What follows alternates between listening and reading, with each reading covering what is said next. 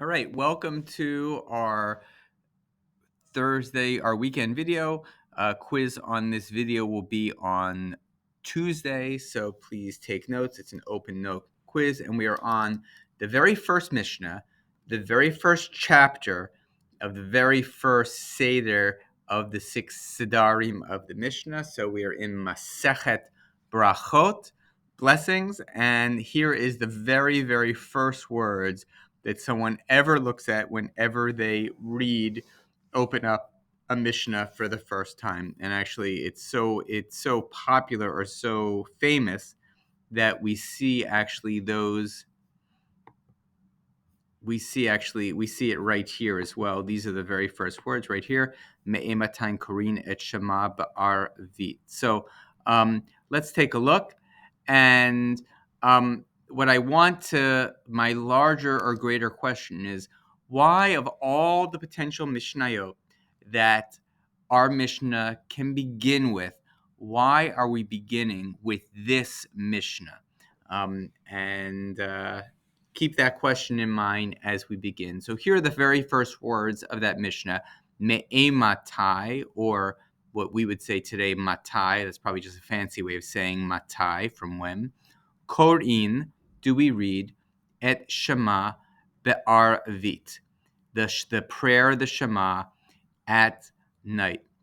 By the way, automatically, like, what we would expect in the very first Mishnah is maybe a summary of Jewish law, a history of the Jewish people, how we actually got the Mishnah in the first place, why Mishnah is important. But no, the Mishnah jumps right in with some crazy assumptions as well. Assumption number one, we read this thing called the Shema. We read this thing called the Shema at night. It's such a prevalent practice that we know we do it, but there are questions about it as well, right? When do we read the Shema? So in a sense, this question already assumes that we know there's this thing called the Shema that we read at night. And true enough, in the Torah itself, in the Shema prayer, what comes right after in the V'ahavta, we have the words Vishinantem levanecha. You will teach these words, the Shema, to your children. You will speak about them when you are sitting in your house, when you are going on your way. Uveshachbecha uvkumecha, when you lie down and when you get up. So that is the question that is asked in our Mishnah, and there is an answer given right in the Mishnah itself. When do we read the Shema at night, right? By the way, it's not Mayamatai Omrim, right? When do we read? So there's something going on here. Like, you're reading this thing called the Shema. You're not just kind of saying it, um, um, saying it like by heart, right? Okay. And the answer given is this: from the time when the priests enter the temple to partake of their truma, or their food cut, until the end of the first watch. So automatically we have even more questions here.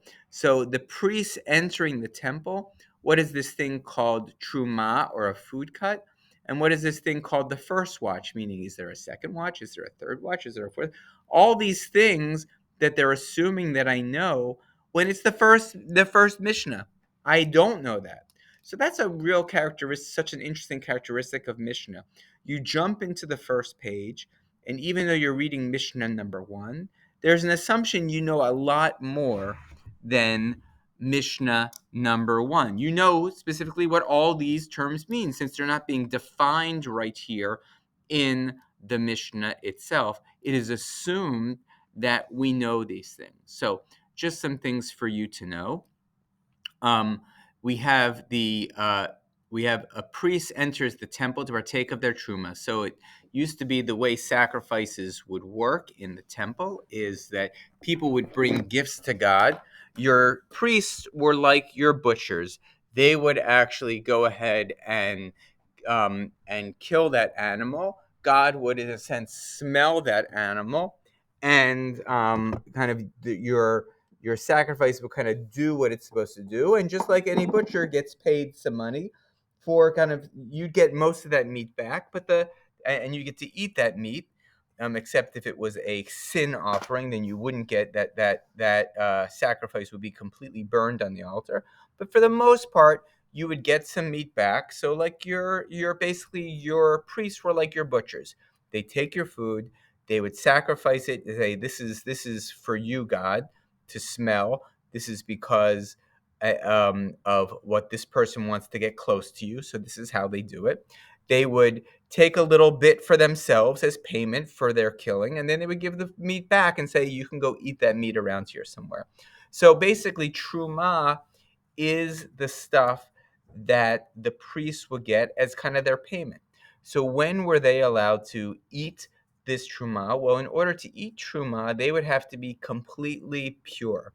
So maybe during the day they were not necessarily pure, so they would actually have to go to something called a ritual bath or a mikvah. So they would kind of purify themselves, and right when the sun set, they could go ahead and they could actually partake of that food. So basically, so they're asking the question, when do we read the Shema of Arvit? We do that at the time when the priest used to head home and eat at the end of their day, and eat in complete purity their truma. So interesting, so interesting that they're connecting this thing from the Torah that says read the Shema when you are lying down and when you're getting up. When you like, and they're saying, when is that time? Oh, when is that when you're lying down time? That is when the priest goes home and kind of eats their truma food, their payment for the day. They're having almost like the time of their early meal. By the way, and right away, you should have a big question. Wait a second. When you lie down, how come the answer wasn't from when the priest goes to bed? It doesn't say that. That's why it says from the time when the priest enters the temple. So meaning this is the earliest time when actually the Shema can be said. Meaning there's a range of time, and that's the earliest time. And when's the last time? Until the end of the first watch. Now it just so happens that nighttime was divided into 3 watches, kind of like I guess a guard would kind of relieve another guard who was watching the village. There would be 3 of those watches. And so you can divide your night into a third, a third, a third. And at least the first idea is you say the evening Shema. It can start from the very moment that the priest goes home and has their kind of dinner until the end of the first watch. So if we think that nighttime is, let's say it's 12 hours, and so each watch is 4 hours long. And then we learn, by the way, right away, that this isn't how everyone believes, but these are the words of Rabbi Eliezer. These are the words of Rabbi Eliezer. So Rabbi Eliezer believes there is this set amount of time when you're allowed to say the Shema, from dinner time until the end, until about 4 hours later, right? That's probably your first. So let's say if dinner time was at 6, then your end of your first watch is at 10, so 6 to 10. However, we have a couple other ideas. The Chachamim say, actually, you can say the Shema. I guess they're not agreeing. They're agreeing with Rabbi Eliezer with the beginning time, but they're saying the amount of time you can say the Shema extends longer than that. It extends until Chatzot. Chatzot is a technical term for 12 o'clock midnight. So Chatzot. So the Chachamim are saying longer.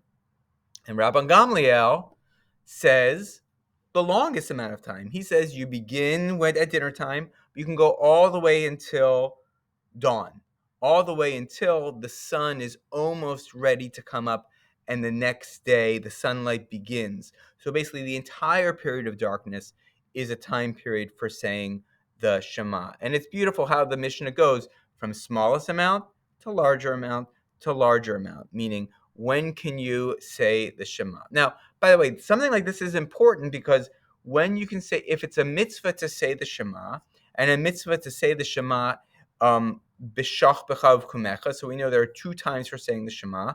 when you lie down and when you get up. There's a sense of, if I don't do it, if I miss the right time, then I've in some way done something wrong. So, so people are very interested in not just doing the mitzvah, but doing the mitzvah in the way that it was supposed to be told. So either when you lie down or when you get up. Okay. And so we have three ideas. Rabbi Eliezer says you do it from at this amount of time. The Chachamim, or the rabbis, say, right? Chacham means wise. So the wise ones say until this amount of time. Rabban Gamliel says much longer, until dawn. And now we get a story. This is all part of the Mishnah, by the way. And you should know, stories are weird, right? We had a story in the Honi story, in that Mishnah, but we don't usually get stories in the Mishnah itself. Lo and behold, we've got a story. Okay, and here's the story itself. Rabban Gamliel's sons returned from very late from a wedding hall. They were at a wedding, right? They said to him, as they meaning this Rabbi Gamliel's son said to him, "We have been preoccupied with celebrating with a bride and groom, and we did not yet get to recite the Shema. Either it slipped our mind, or we forgot about it." And he said to the and we did not recite the Shema. And he said to them, Rabban Gamliel said to them, "If dawn has not yet arrived, you are obligated to recite the Shema." Really, exactly what Rabban Gamliel believes here, until dawn, right? And that's not only thing with regard to the halacha, but with regard to that is not only with regard to the laws about reciting the Shema, but rather everywhere that the sages, meaning the Chachamim, say until midnight, ad chatzot, that mitzvah actually can be performed until the dawn, many, many hours later. If so, why did the sages say that they may eat stuff only until chatzot, until midnight? Right, right. Kedei laharchik et ha'adam min ha'avera, in order to distance someone from the avera. So Rabban Gamliel is saying something very interesting here. He's saying, guys, sons, my sons, thanks for asking. You can actually have plenty of more time to say the Shema. When the Chachamim, when the wise ones or the rabbis say midnight, they don't really mean midnight. They actually mean exactly what I'm saying. They mean that you can say the Shema all during the night. So, but why are they saying midnight? They're saying midnight because they're afraid that if you don't say it to them at midnight, you're probably going to lose track of time, go to sleep, just forget about it in general. So the Chachamim are saying, we're worried that even if we told you had the entire night, we're worried that you'll always be thinking, oh, I have plenty of time to do this. Don't worry, I'll be able to do it. And that's why they're saying, do it only. You only have until 12 o'clock. There's a specific amount of time that you have to do it, and in which case you are sinning. Okay. So one big question here, right? So again, what are we? So the rabbis are much more scared than Rabban Gamliel. They're scared that we're going to make mistakes. Rabban Gamliel isn't scared that we're going to make mistakes. You've got the whole night. Don't worry about it. You'll do this mitzvah. I know you will. And the rabbis are like, no. We have to have an ending point, because if not, people are just going to think they have all the time in the world, and actually, as a result, they're never going to get it done. So, interesting enough, as far as trusting people, Rabban Gamliel trusts people far more than the rabbis do. The rabbis basically are saying to themselves, we don't trust that people will be responsible. We have to we're living in a world where we know people are not responsible. So we have to kind of pretend that the laws are stricter than they really are. Okay. So really my first question is, why is this Mishnah chosen as the very first Mishnah at all? And I bring another question as well, which we're going to see an answer to in a moment by Rabbi Jeff Spitzer.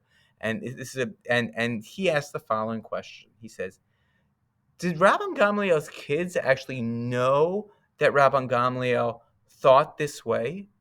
Like, does Rabban Gamliel's kids are they walking into the house and they're saying, "Oh yeah, we shouldn't worry about it. We know we're at home now, and we know that our dad's belief is that you can do it this way, so we've got plenty of time to say Shema." Whew, I thought we were too late, but of course we have plenty of time. I don't, no, probably not. Actually, if they knew that this question, this kind of story would have never happened. The story would have said something like Rabban Gamliel's kids came home and they looked at their watch and they saw it was after midnight and they actually went ahead and did the Shema. No, actually, the story that we actually really see is that for most of the time, for that Rabban Gamliel's kids were actually thinking like the Chachamim. They actually followed the law of the Chachamim, who said, even though they were Rabban Gamliel's children, they seem not to know that they actually have more hours to say the Shema than than they do. They think, oh, time's up. Look at that. The Chachamim have told me I can only say Shema until midnight. I'm going to bed, Dad. I guess I did. I sinned. Hopefully, God will forgive me. But I'm going to bed. No, no, no, not so fast, guys. Not so fast. Rabban Gamliel is telling his sons. You actually have much more time. Those rabbis, when they made that rule, I was sitting there with them. They were saying, actually, Rabban Gamliel, we agree with you. We're just afraid about people. We're afraid about people's tendencies to be irresponsible if they have all the time in the world, that they're actually going to not do it. We're going to make this law, even though we know that they actually could do it afterwards. So now ask yourself the question, why is it that this becomes the very, very first Mishnah? Okay. And I want you to think about that as we read actually Jeff Spitzer's words here. So actually, that shouldn't come first. So here's what he says, right? Um, I begin our study of brachot with the first Mishnah. That he's talking about his own situation of how he teaches in school. Actually, he once came even to our school to visit us. I think to visit Mr. Weissman and Miss Jacobs when they were here. He worked with them. So I begin our study of brachot with the first Mishnah. In this famous Mishnah, the children of Rabban Gamliel return home late from a party and report to their father that in apparent violation of the rulings of the sages, they neglected to recite the Shema by midnight. When the students reach this point, I ask them whether the children knew their father's opinion that one is obligated to recite until dawn, or that the opinion of the sages is simply a fence around the Torah, a siag la Torah. With the one exception of a group of students who had already studied the Gemara of the Mishnah, I've never had a student who assumed that the children knew their father's opinion, right? That's what we just said above. They probably didn't know their fathers. Indeed, I believe, and this is Jeff Spitzer talking, I believe the pshat, the plain and obvious meaning of this Mishnah is that the children did not know their father's opinions. So we then proceeded to two related questions. Why had Rabban Gamliel not told them his opinion prior to this? And why does he choose to tell them now? And I want you to think about that before you actually read the answer to the question. Why is it that he hasn't told them that until now? And he prefers that they actually believe that they have a much shorter amount of time? And why is it only now that he is saying it? And remember, when we think of the answers to this question, we want to also think about why is this the very first Mishnah? After a lot of discussion in class, right, I usually share with them my own reading. They don't come to this position. And by the way, maybe I'd like to, on our quiz, I might ask you, why do you think that? Okay, but after a lot of discussion, I usually share with them my own readings. This is his. They don't come to this position on their own. They don't come to this position on their own, meaning the kids. By reading, my reading is that a siag la Torah, a fence around the Torah, is a very dangerous concept. Once you find out that what you thought was the law was simply a fence around the law, you open up the possibility that people will begin questioning any and all aspects of Jewish law, right? Like, for example, maybe 4 sets of dishes is only a fence around the law and you don't need it. If the halakha lets me have a second chance, why can't I just do that in the first place? Knowing about this basic aspect of rabbinic activity is very dangerous and potentially subversive. So it's quite reasonable that Rabban Gamliel might want to hold off on letting people in on a secret. right? So, because basically, when Rabban Gamliel talks to his kids, he's saying, no, he's saying, let me tell you something you didn't know before. You thought the rabbis gave you the rule, but actually they didn't give you the true rule. They gave you a rule that has a lot of protective elements around it. Like if they told you that that you shouldn't, that the speed limit was 50, if the speed limit was really 55, the rabbis are going to tell you the speed limit is 45, right? And you're going to think, oh, the speed limit is 45, but they're really trying to protect you against going 60, and they think by telling you it's 45, it's a lot easier than saying it's 55, because they don't want you to get a ticket, a ticket from the police, right? They don't want you to get a ticket for speeding. But once we realize, oh my goodness, the rabbis actually are making are making laws for me because they think I'm irresponsible. But what if I decide to be really responsible? And what if I decide to be, I want to know the exact rule? Or what if I think I know in this case that the rabbis have kind of think I'm irresponsible, so they made a much harsher ruling? Then I'm going to start thinking every time I see what the rabbis say, it's not really truth. They're just trying to protect me because they think I'm irresponsible and I'm incapable of being responsible, right? So Rabban Gamliel is actually opening up these kids to a truth that they never knew before, and there's a danger about that because they could walk away saying, "Well, whenever the rabbis say anything, I'm not going to believe them until I talk to my dad first, or I'm not going to believe them. I'm always going to take if they say 45, I'm always going to add 10. I'm always going to add 10 miles an hour to that, right? Or if they say that I have to eat this much matzah on Passover, I already know that they are exaggerating, that you probably only need to eat this much. So there's this real sense of like, wow, now if they know this, they're going to question everything.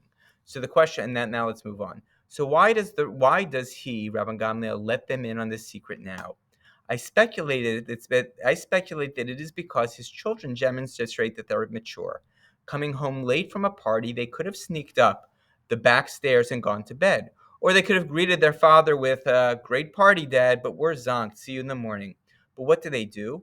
They say, we didn't recite the Shema. Apparently unprompted and without any apparent motivation other than to be honest. And at this point, Rabban Gamliel realizes his children are mature and responsible. And he tells them about this idea of siag l'Torah, of there being a fence around the Torah.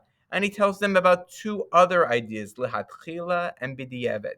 Lehatchila means from the beginning. B'diavad means after the fact. And what are those principles of Jewish law? Those are really important principles, even though we have not become upon them yet. But I'm making a little note to myself right now to make sure that we see we see some type of Talmudic argument that has the words lehatchila and b'diavad. Lehatchila means before the fact, and b'diavad means after the fact, right? So before the fact, right? Often things are there are many more don'ts, like don't do this, don't do that, don't do that, don't do that.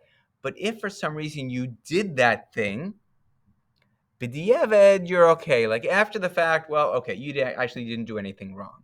So there are these rules that are much more strict, lehatchila, but b'diavad, you're okay. Um, all right. For instance, a great principle. I've got a pot of stew, right? Now I know lahatchila, that's a meat stew, and I know lahatchila from the outset, I am not allowed to put a piece of cheese in that stew, right? I'm not allowed to put a piece of cheese in that stew.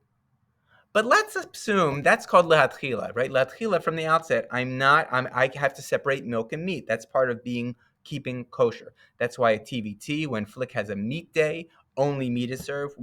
When Flick has a milk day, only milk stuff is served. There's no mixed day at all because that's not considered kosher, right? So keeping kosher is not mixing milk and meat.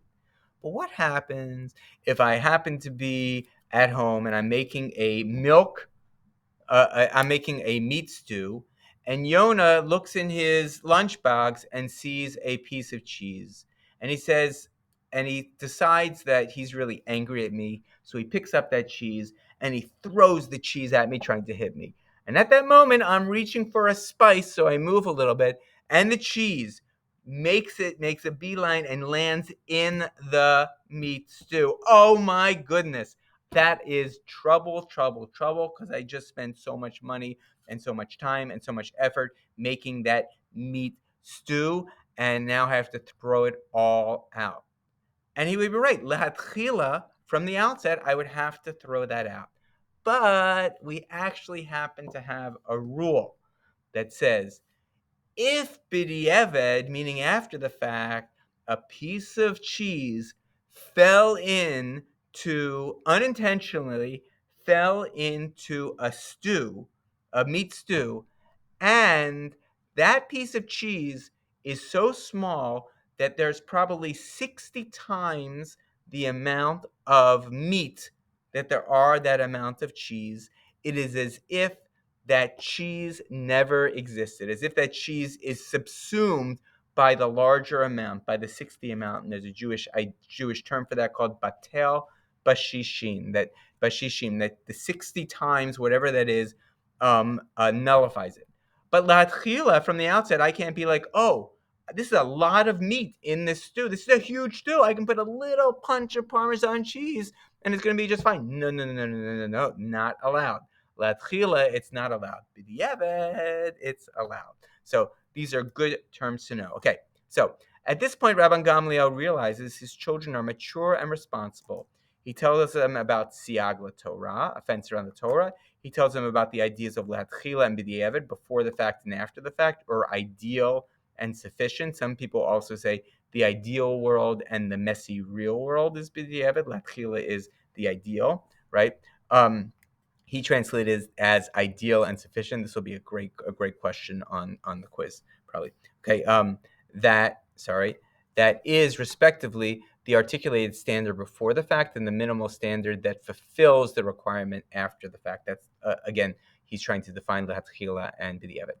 What is more, he continues, the editor of the Mishnah chooses not to start this particular Mishnah with the basic of what the Shema is, but implicitly with its potentially subversive concept. Right? We don't learn about the Shema and how to do it and how to say it and what to do during this at this first Mishnah. We actually hear about something that is actually slightly radical. We hear about Rabban Gamliel keeping information from his children, and Rabban Gamliel deciding at a certain point in their life, based upon what they said and how they engaged with law, to tell them more than he would normally tell other people, right? Okay, and with this tale, of how, so the editor of the Mishnah chooses not to start this particular Mishnah with the basics of what the Shema is, but with a potentially subversive concept. And with this tale of how teachers are transformed by the awareness that their students can be trusted with dangerous knowledge. Teachers are transformed by the awareness that their students can be trusted with dangerous knowledge, right? I mean, the idea of the Mishnah in general being written down basically is that idea, like, I trust you with something that is with knowledge, right? If I hold it all to myself, then I have all the power. But I'm giving you power. And not only am I giving you power, I'm saying be suspicious when people are telling you what they say is the law. Because does that mean, is that the complete law? What if I do a little less? What if I make a mistake? What if I miss the time slot? Right. So, like, there's a lot of things that come into holding on to that law yourself. You know, the person, if they have it to themselves, they get to make all the rules. They have all the power. The Mishnah recognizes that some people are not necessarily ready to study rabbinic law from the inside, but it welcomes those who are studying this Mishnah as part of the in crowd, with an assertion of trust that the students will indeed treat rabbinic law with care and not abuse the knowledge that comes from understanding the sources of the law, right? So, I mean, that's really what Rabban Gamliel is saying, is like, I trust you boys. I have a sense from what you have approached me with that you're actually being able to be trusted with all of these laws on your own. As we study this text, I in turn tell my students directly and without ambiguity, you're in this class and it will change how you understand Jewish law and it will give you powerful tools. I trust you enough to let you inside and let you read it for yourself. Exposing students to this level of, actually, I don't know if we, oh, actually, we should read this. Exposing students to this level of complexity in the first Mishnah in Perek Brachot introduces many of the skills that students will be asked to apply to Talmudic texts throughout the year. The reading of the Mishnah highlights the way rabbinic texts combine legal statements with narratives. Reading the Mishnah with a sense of drama of Rabban Gamliel's decision to let his children inside raises question about who knows what, and it assumes that, like a drama, a text is carefully composed in order to create a particular kind of reaction to its readers. Okay, all right. I think we're going to skip this part right here. But I do want to go back to something that he says right here. He says when he asked the class and asked everyone in the class, he was like, who believes that Rabban Gamliel knew that Rabban Gamliel's kids knew this law or not? And he says something. He says an interesting comment. He says, with one exception of a group of students who had already studied the Gemara in this Mishnah, I've never had a student who assumes the children knew their father's opinion. So what's this? With one exception of a group of students who have already studied Gemara on this Mishnah. What? So the Gemara asked this same question. Oh my goodness, look at that. So let's look right here. Here we go. We're on Daf 9, Amud Aleph.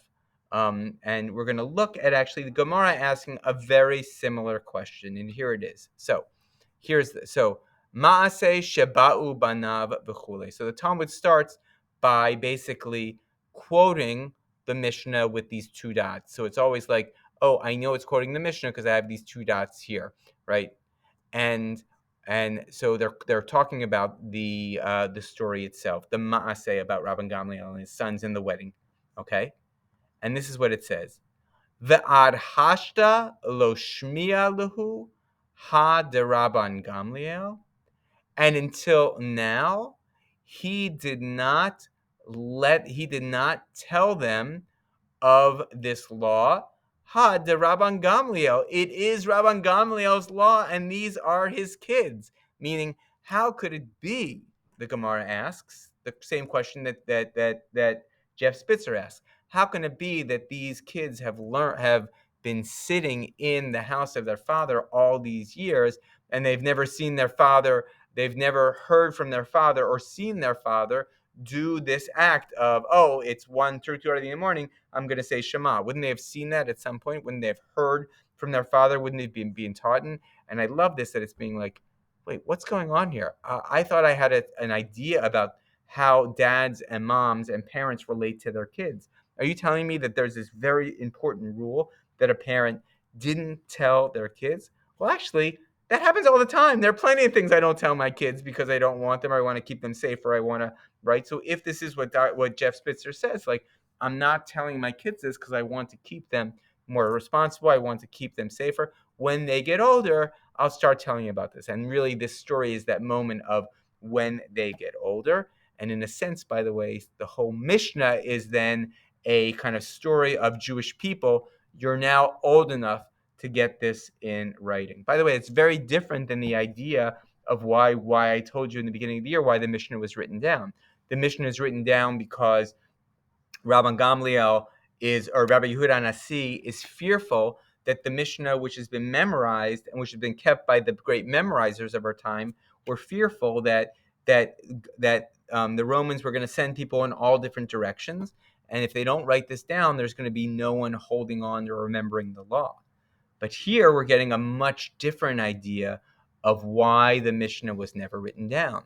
It was never written down because of a real fear of what happens when people know the real law, rather than those few people who are deeply, deeply invested in the law are deciding what to share and what not to share, right? The democracy of a religion comes when you write down stuff that everyone can go ahead and look at. Okay. So so why is this the very first Mishnah, right? The very first Mishnah is saying, welcome to the club. Welcome to the club. If you're willing to sit down and be part of this, you too can kind of have all of this power, through knowledge. Okay, so again, so the Talmud is asking, how can it be that the kids lived in that home for so long and didn't know Rabban Gamliel's ruling? And the answer here is Hachi Ka'amar Le. And if you remember, we've had this term before, Hachi Ka'amar Le. Oh, and where is that? Well, I had it for you in my book. Hachi Ka'amar Le, right, is a technical term, which is basically saying this is what the Mishnah meant to say. This is what the Mishnah means to say. This is what it said. He said to him. Okay, and we saw this here with Hachi Ka'amar Le. This is what he said. Tzadik v'tovlo, tzadik gamor, tzadik v'ralo, tzadik, right? This is what he. This is the answer he gave to that question of Moshe's. When Moshe asked, "Why do bad things happen to good people?" He didn't. So it's a better explanation or resolution of this problem of like how can the kids have lived in the home for so long, and basically the Talmud is now saying you got it wrong. This is how you should be reading the Mishnah. So now we're going to give a resolution using these terms, right? This is what they said to him. The kid said to him, "Dad, do you and all the rabbis disagree? Because if you do, then what?"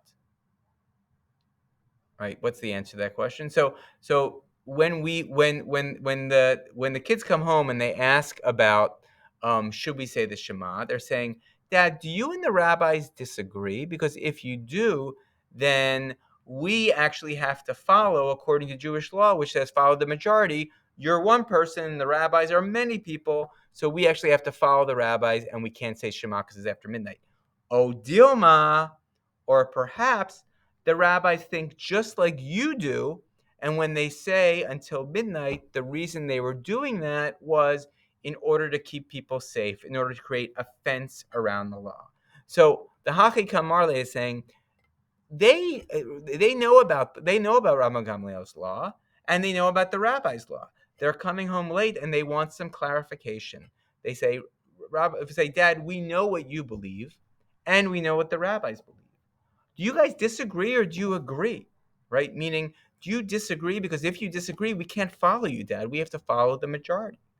But maybe actually you guys do agree with the fundamental concept that actually you can say the Shema until dawn. And the reason the rabbis say a smaller amount isn't because they don't believe you can do it, but because they're trying to keep us all safe. They're trying to keep us all honest. And then Rabban Gamliel responds back to them, "The rabbis think like I do. So you still need to say the Shema, since when they say until midnight, they're doing this as a safety measure." And I think that's a good place for us to stop. And we have one more piece of Talmud that's a really great piece of Talmud that we'll get to specifically on this first Mishnah, a question that's going to come up by the rabbis when they look at this very first term, Me'ematai korin et Shema be'arvit. From when do we read the Shema during the night? All right, so that's it, everyone. Good luck on your quiz.